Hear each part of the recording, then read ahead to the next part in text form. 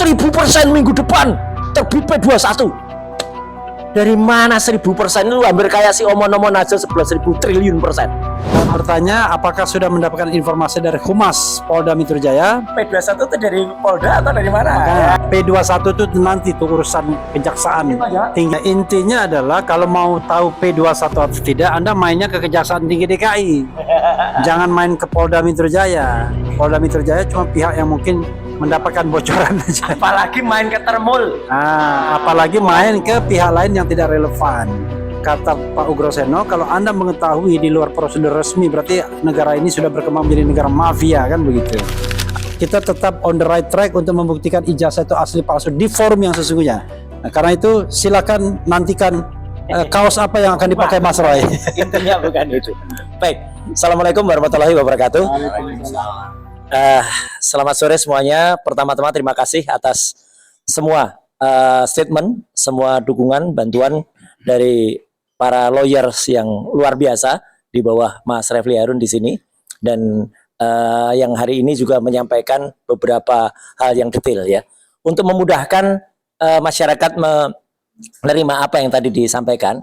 Saya akan sedikit meresum sedikit apa yang dilakukan semuanya. Pertama-tama yang tadi terakhir diterangkan oleh Pak Al-Katiri dan juga Pak Ramdan adalah perjalanan ketika saya dan Dr. Tifa itu mengajukan permohonan kepada Komisi Informasi Pusat DKI Jakarta, ya, Komisi Informasi DKI Jakarta, dan sudah muncul yang namanya Akta Registrasi Sengketa. Nanti secara detail akan saya broadcast, ya, Akta Registrasi Sengketa dengan nomor 022-5-KIP DKI tanda hubung PS 2026. Yang ini intinya adalah yang mengajukan dua orang, saya dan Dr. Tifausia Tiasuma. Untuk yang teradu adalah Kepolisian Daerah Metro Jaya selaku termohon.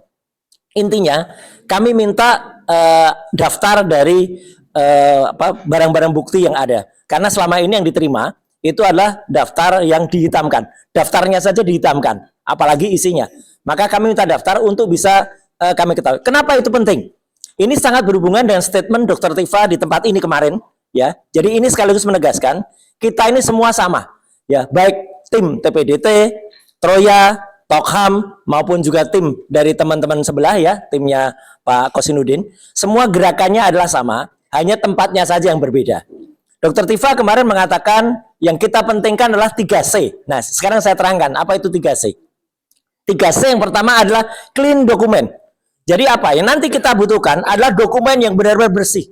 Dokumen yang bukan dokumen yang asal diunggah. Selama ini kita percaya begitu saja bahwa dokumen yang diunggah adalah dokumen milik Dian Sandi. Meskipun Dian Sandi akhirnya meminta maaf kepada yang Dian Sandi. Sorry. Nah ini. Ketika Dian Sandi mengatakan itu milik Joko Widodo, tapi sebenarnya file ini hanya 76 kilobyte. 76 kilobyte inilah yang akhirnya menjadi masalah antara peneliti muda yang luar biasa berbakat, topi merah, dengan salah seorang yang dulu pernah menjadi bagian dari kita, tapi kini sudah membelot dan menjadi pengkhianat, yaitu Dr. Rismond Hasiolan Sianipar ya, harus begitu misalnya ngucapinnya. Soalnya dia minta disebut namanya secara jelas. Kalau buat si Omon atau zombie marah, ya udah Dr. ya. Nah itu. Kenapa? Kemudian Dr. tadi bisa menampilkan yang namanya emboss? Gak mungkin. Topi merah sudah menjelaskan dengan sangat detail, ya, bahwa file sebesar hanya 76 kilobyte itu kalau dibesarkan itu pecah. Logikanya sederhana. Teman-teman dapat WA, gambar di WA yang ukurannya hanya di bawah 100 kilobyte, coba dicetak poster atau dicetak spanduk, pecah. Itulah makanya yang namanya emboss dan watermark yang ada di presentasinya Dr. Tadi palsu. Itulah makanya itu bukan clean dokumen. Ya. Jadi itu bukan clean dokumen. Yang clean dokumen adalah dokumen yang benar-benar nantinya misalnya itu disampaikan adalah yang memang berasal dari produk yang jelas. Itulah yang makanya dilakukan oleh Dr. Bonatua yang tadi melakukan penelitian dan melakukan buku yang akhirnya clean dokumennya tidak ada kesimpulannya. Jadi ini penting sekali, perlu jelas. Clean dokumennya tidak ada. Karena clean dokumen itu haruslah yang namanya fotokopi atau ijazah dan ternyata tidak pernah dilakukan verifikasi.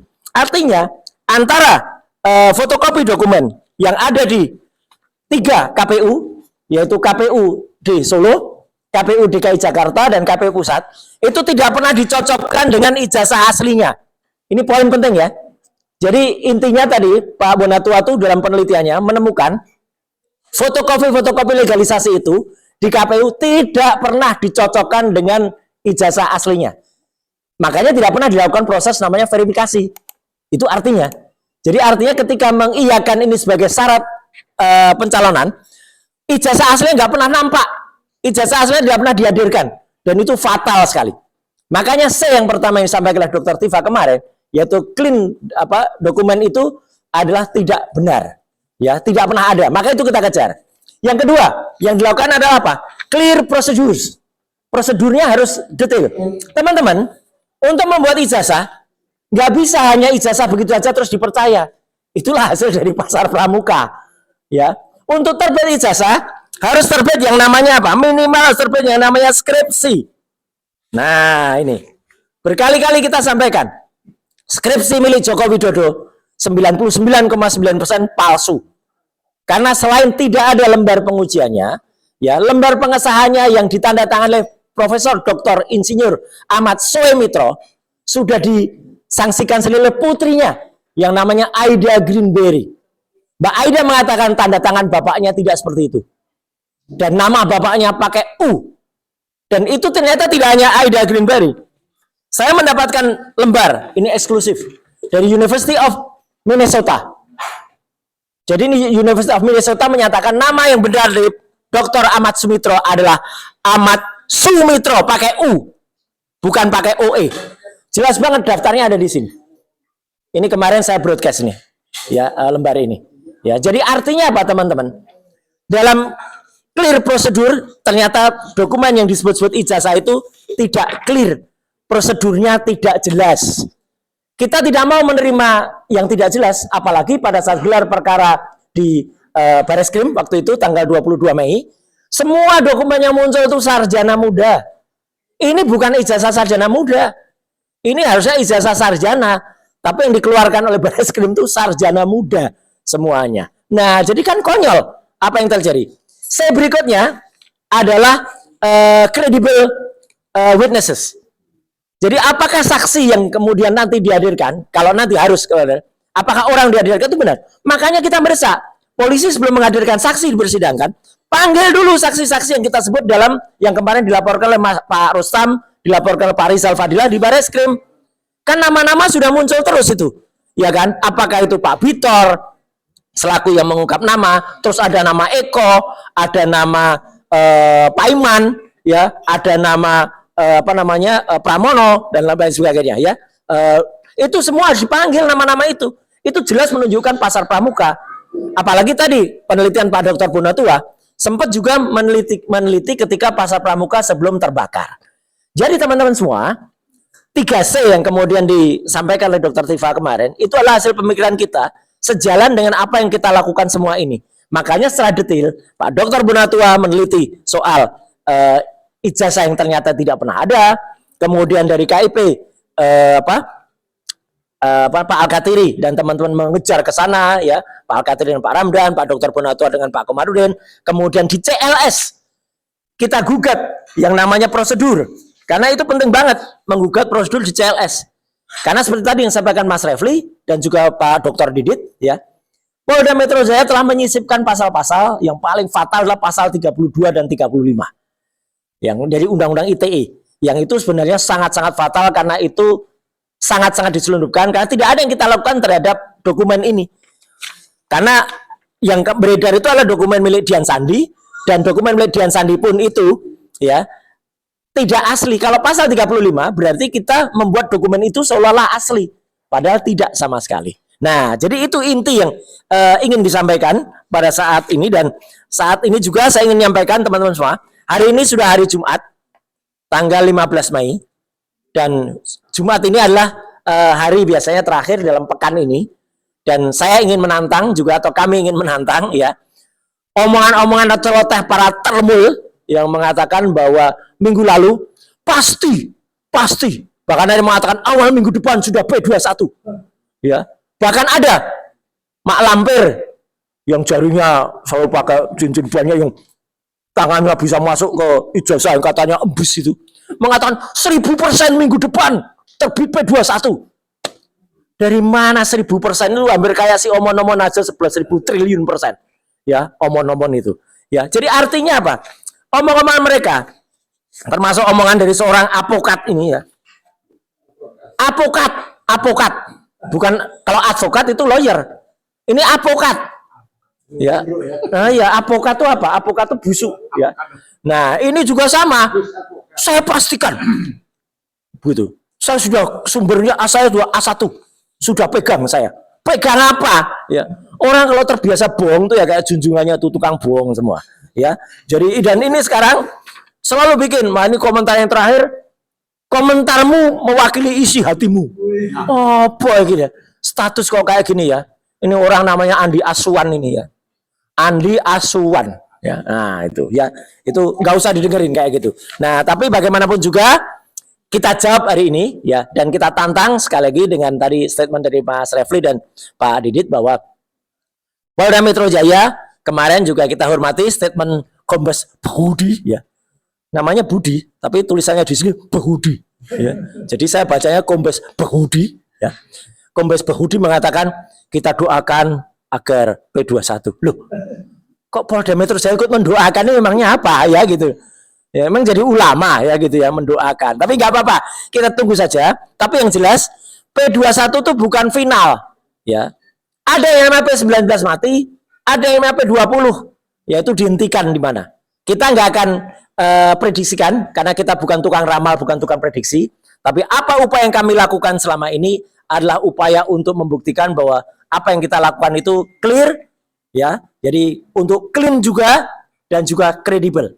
Tapi istilahnya ini juga menantang tadi ya.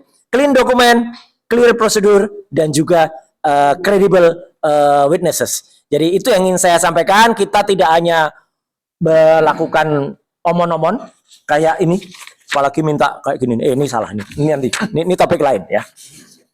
Ini topik lain soal IKN ya, nanti karena keputusan IKN kan muncul tapi tidak hari ini ya.